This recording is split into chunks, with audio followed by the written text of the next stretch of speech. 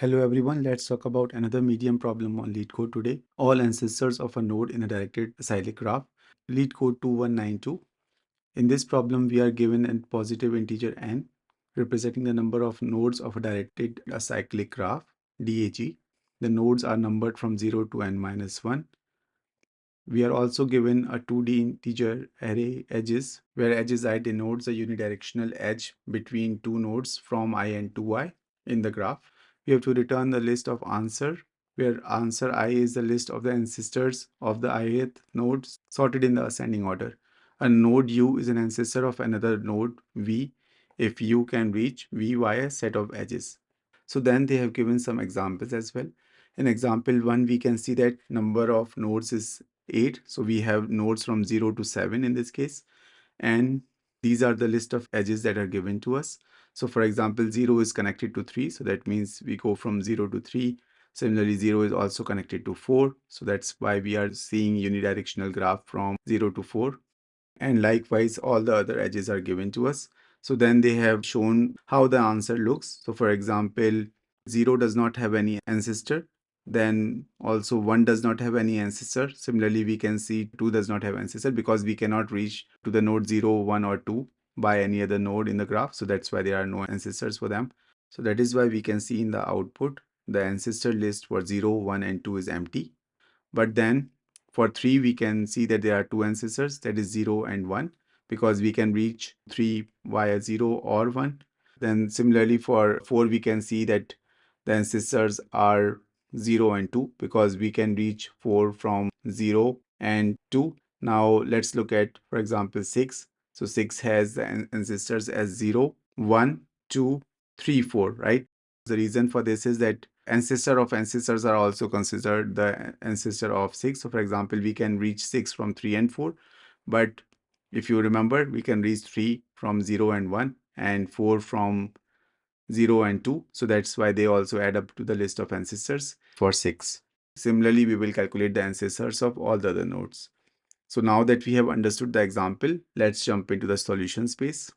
The easiest way to solve this problem is what the definition of ancestor says. So the definition clearly states that U is the ancestor of node V if we can reach node V from U, right? So that means it is talking about graph traversals.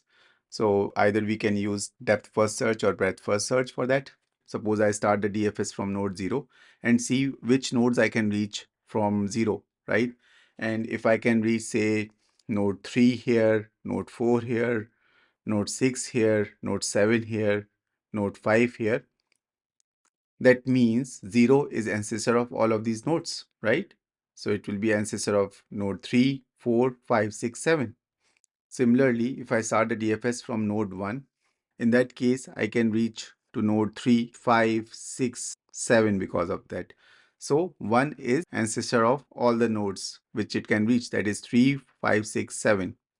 Now let's see the DFS for 4, for example. So we can see that for 4, we can just reach to 6. So that means 4 is ancestor of node 6, right? So that's why we can see it is in the ancestor list of 6 and it is missing from the ancestor list of the rest of the nodes in the graph. So to summarize, this is how the algorithm will look. We will first build the graph in the adjacency list representation. Then we just run the DFS from all the nodes in the graph. And if we can reach to a certain node or a neighbor of that node while doing the DFS, that means the current parent from which we actually started the DFS is an ancestor, and that will be part of the ancestor list of the neighbor. Now let's jump into the code part. So first thing we need is the graph. So there are two representation of graph, adjacency list and adjacency matrix. Because time complexity of running the DFS is lower for adjacency list representation, we will be following the adjacency list representation. And because we already know the numbers are from 0 to n minus 1, we can just use array list of array list instead of using map or any other representation. Now we will just initialize all the lists for all the nodes in the graph. And now for each edge, we will try to create the connections in the graph by adding the values in the adjacency list. So because it's a unidirectional graph, we will get the list for node edge 0 and add the node edge 1 to it. So now that we have built the graph, we will just create the answer array as well, similar to graph. And similarly, we will also initiate all the answer array lists as well. Actually, we could have clubbed the graph and answer loops together, but for the clarity, I've just kept it separate. And now we will just run the DFS for all the nodes in the graph. When we are doing the DFS, we will need the starting node, that will be I. We can treat it like a parent node. We will also need the neighbor node, because once we reach to that neighbor, we will just add parent to the ancestor list of this neighbor. Let's take it as I only for the first iteration when we are calling it from get ancestors. We will need the answer list as well to add the parent to the ancestor list of the neighbors. We will also need the visited set to handle the duplicates. Because the values are from 0 to n minus 1, we can just take a Boolean array for that. And once we do that, hopefully our answer array is complete. Now let's jump into the DFS part. So first thing we will need is graph. Then we will need the parent node and the current neighbor node. We will add the answer to signature and also the visited set. First thing we will do is, because we are visiting current node, we will add it to the visited set by setting visited current to true. Note that we don't have to set visited parent to true because it's a directed acyclic graph. So if we go from current to parent, that means there's a cycle, and in directed acyclic graph that is not allowed. So we will just have to focus on the current one. And now we will just go on to the neighbors of current node. And if the neighbor is not yet visited, we will visit it. And we will add parent as an ancestor for that current neighbor, right? Also note that I am adding parent as an ancestor for the neighbor and not for the current, because for the first iteration, parent is equal to current.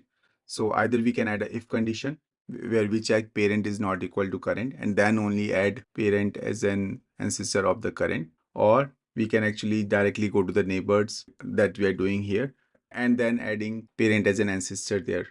This way we don't need to use any if condition or anything. And now we finish our DFS, and let's now run this code. Awesome. Let's submit this code. Cool. Let's see what's the time complexity here. It is O of n when we are actually building the graph, right? Let's say n is the number of nodes and m is the number of edges. When we are initiating the graph, that takes O of n time. Then we are actually adding the edges to it, right? So that takes O of m time. So overall building the graph takes O of n plus m time. Then we are actually looping over the answer array to build it. That takes O of n time again. DFS for a single node takes O of n plus m time when we are actually running it using the adjacency list representation of the graph. And because we are doing it for n nodes, so that's why it is O of n into n plus m. So overall time complexity for us will be O of n into n plus m. So I hope this was clear to you. And in terms of space complexity, it is O of n plus m, because we are storing graph for n nodes with m edges in the adjacency list representation. So that's why it is O of n plus m. I hope this solution was clear to you. But the question is, can we do better? And the answer is yes. And the reason for this is twofold. First reason is that we didn't use the graph property that it was a directed acyclic graph or a DAG. We just ran the DFS and found our answer. And second reason is we are doing the same DFS traversal again and again. So suppose take a connection between 3 and 5, for example.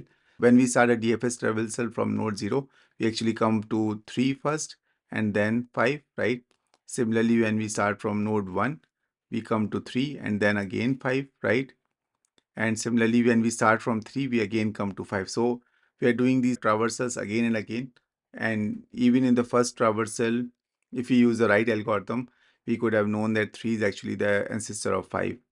So if we can somehow avoid these redundant traversals, then our algorithm can become better. And the answer to this is topological sorting. For that, please see the part 2, as this video is already very long.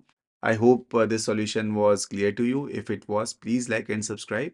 Have a nice time. Thank you.